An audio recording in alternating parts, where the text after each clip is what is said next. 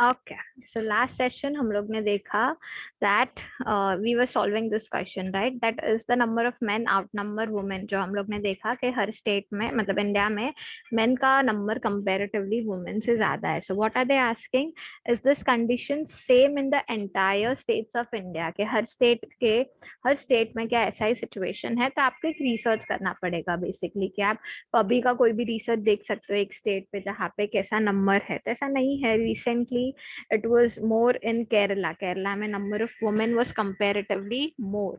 So ऐसा कोई भी रिसर्च करके बच्चा आप एग्जाम्पल लिख सकते हो. Now let us see age and sex pyramid. Okay, so यहाँ पे this is a conversation going on. Let us read. This graph looks different. Yes, this graph shows age and sex of population. It is also known as population pyramid. क्या बोलते हैं इसे? population pyramid बोलते हैं. क्यों? Because अगर आप यहाँ पे देखो, तो क्या दिखता है आपको? परसेंटेज ऑफ पॉपुलेशन दिखता है. दैट यहाँ पे पॉपुलेशन दिया है 2%, 4%, 6%. यहाँ पे इफ यू सी, यहाँ पे आपको क्या दिया है? एज ग्रुप्स दिए है, राइट? यहाँ पे आपको 10 to 14, 15 to 19, 20 to 40, ये सारे एज ग्रुप्स दिए हैं. यहाँ पे ब्लू में मेल्स का दिया है, पिंक में फीमेल्स का दिया है. सो एक ही ग्राफ में आपको परसेंटेज ऑफ पॉपुलेशन दिख जाता है, आपको एज ग्रुप दिख जाता है, कितने नंबर ऑफ मेल्स है, फीमेल्स है, वो सब दिख जाता है. And that is why you call it as population pyramid. What is its use? It is used to study the age and sex related aspect of a region. Population के क्यों use करते हैं हम? कि अगर मुझे कोई भी रीजन का एज ग्रुप निकालना है या सेक्स रेशियो निकालना है, तो वो रीजन का निकालने में मुझे काम आता है. And that is why you use such kinds of graph.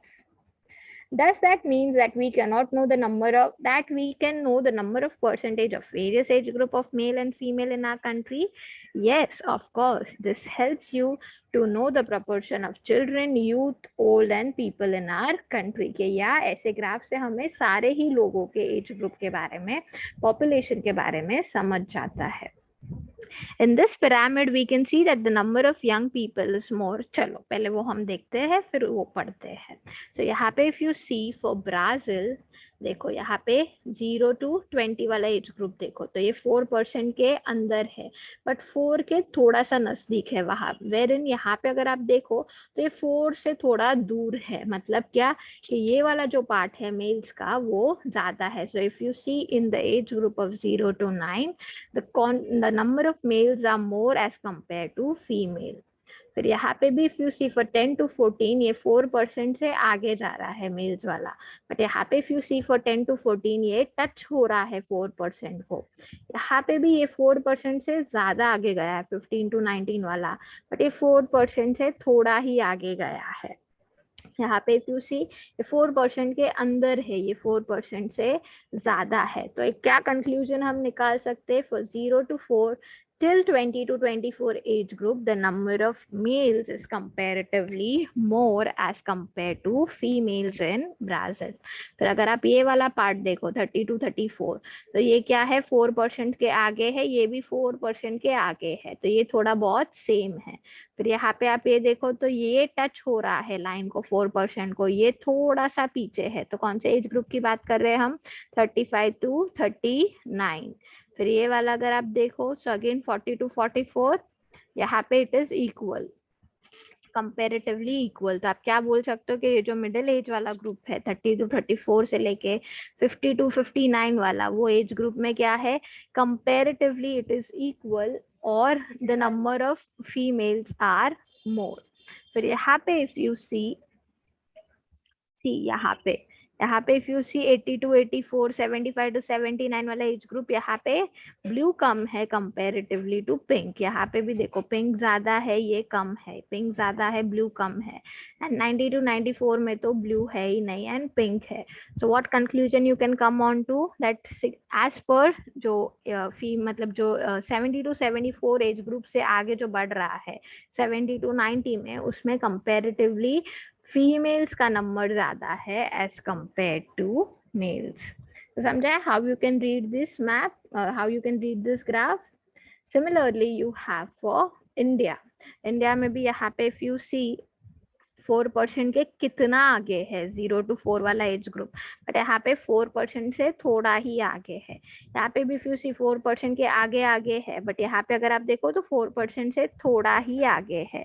So what conclusion you can come to, ये कहाँ तक है, यहाँ तक ये सिमिलर है ये वाली चीज। So you can come to a conclusion कि 0 to 34 वाला एज ग्रुप जो है इसमें मेल्स कंपेरेटिवली ज्यादा है as compare to females in India.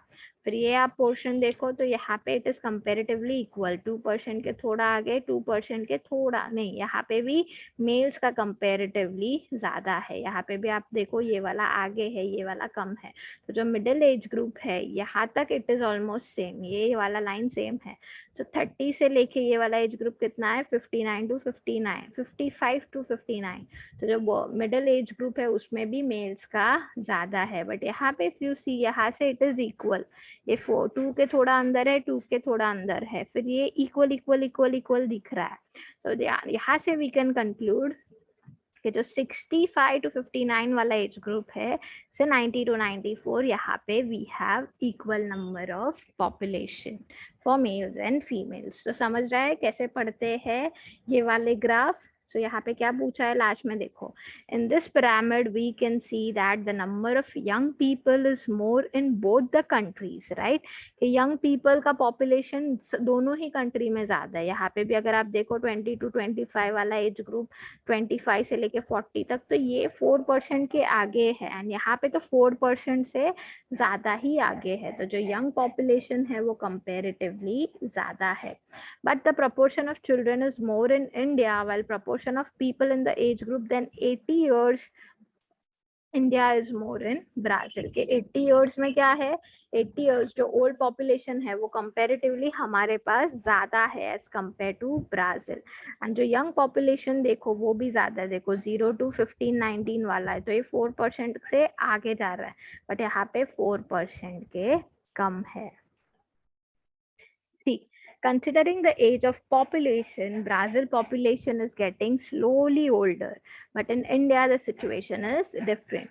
The proportion of youth in India is more, and this means that India has a higher working population. कि अगर आप ये working population वाला देखो, तो working population मतलब क्या, 15 से लेके 40 49 50 है, तो ये क्या है comparatively ब्राजील से क्या है, हाई है। ब्राजील का देखो तो 4 पे टच हो रहा है, बट यहाँ पे हमारा 4 से आगे जा रहा है। तो दैट मीन्स कि जो वर्किंग पॉपुलेशन है, जो यूथ है, वो इंडिया की ज्यादा है as compare to Brazil.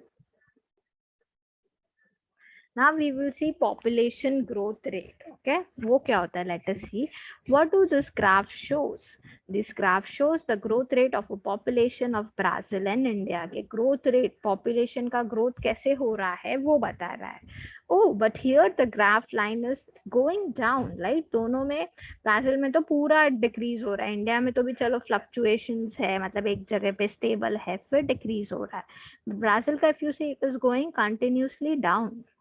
Correct. Though the lines shows a downward trend, it doesn't mean population is decreasing. क्या हो रहा है, ग्रोथ, हमारा ग्राफ क्या है, ग्रोथ ऑफ पॉपुलेशन के, पॉपुलेशन का जो ग्रोथ रेट है, it means it shows that growth is lesser than the previous decade. के पहले से कंपेयर करूं मैं तो ग्रोथ कम है, ऐसा नहीं कि पॉपुलेशन नहीं बढ़ रहा, बट पहले से अगर मैं कंपेयर करूं तो उस हिसाब से जो ग्रोथ है वो क्या है, कम है।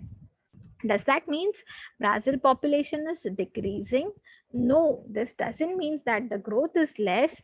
And looking at the trend in the near future, Brazil population may decrease. So let us see, पहले let us understand. अगर आप देखो कि 1960 से 1970 तक ये 3% के कहाँ पे आके जाके गिरा है, 2.5 पे, फिर 2.5 से it has gone to 2%, फिर 2 से it has gone to 1.5, and 1.5 से now it is 2000 में it is 0.5। मतलब क्या हो रहा है, ये जो ग्रोथ रेट है पॉपुलेशन का वो कम होते जा रहा है। मतलब क्या, पॉपुलेशन कम नहीं हो रहा, जो ग्रोथ रेट है ना वो कम होते जा रहा है। एंड आप इंडिया का अगर आप देखो तो 1961 से 1971 हमारा 2 से 2.3 2.4% बढ़ा है। फिर 1971 से 1981 तक ये क्या था, ये स्टेबल था। फिर 81 से 91 थोड़ा सा डिक्रीज हुआ, 91 से 2001 थोड़ा सा, एंड 2001 से 2011 डिक्रीज हो रहा है। समझा? तो ये क्या है, ग्रोथ रेट जो है वो डिक्रीज हो रहा है। सी the rate of growth of population has reduced considerably in Brazil. However, this is not the condition in India, right? कि जो हम लोग ने ब्राजील का देखा ये कंटिन्यूसली नीचे गिर रहा है, बट ऐसा इंडिया का सिचुएशन नहीं है। From 2001 to 2011, India's population is increased by 18.2 crores. के 2001 से 2011 पॉपुलेशन बढ़ा है हमारा, कितना बढ़ा है, 18.2 करोड़ से बढ़ा है। और जो ग्रोथ रेट है एज कंपेयर टू पहले, मतलब 1991 टू 2001 इतना नहीं बढ़ा होगा जितना अभी बढ़ा है वैसा। समझ रहे हो? कंपेयर जब हम प्रीवियस डिकेड से करते हैं ना, तब वो वैल्यू लो होता है या लेस होता है। India's population growth rate was higher till 1971. फिर that rate becomes stabilized. Now the rate of population is declining, but the population is still growing. वही जो point मैं बता रही हूँ कि growth rate जो है वो कम हो रहा है, but हमारा ऐसा नहीं कि population नहीं बढ़ रहा, population बढ़ रहा है। तो वही बताया 1971 तक increase हो रहा था, फिर stable था, and फिर decrease हुआ। It is observed that in Brazil, the rate of population is declining and Brazil's population may not increase in next 2 decades. कि ये ब्राजील का जो population है वो continuously decline हो रहा है, ऐसे conclusion पे आए हैं कि शायद और 2 decade तक ये ना बढ़े। समझा है? Now let us see life expectancy.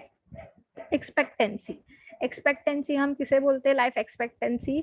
Basically it is the average number of year of a person born in a country is expect to live. मतलब क्या, एक अजम्पशन लगाते हैं, राइट? अगर हम हमारे दादा दादी के एज पे देखें तो वो लोग ज्यादा टाइम तक रह ले, मतलब they used to live, they used to survive for more years, 90 98 तक। बट अभी का आप देखो तो person you know it is like 60 65 70। तो इससे ही हम क्या बोलते हैं, इसे ही हम लाइफ एक्सपेक्टेंसी बोलते हैं। समझा? that it is basically, see यहाँ पे लिखा है, this graph shows the life expectancy of Brazil and India, don't they? Yes, but what is life expectancy? It is basically the average number of a year a person born in a country is expected to live. This means that we Indian live for 68 years. या ये वाला हम देखते, पहले ये graph को समझते।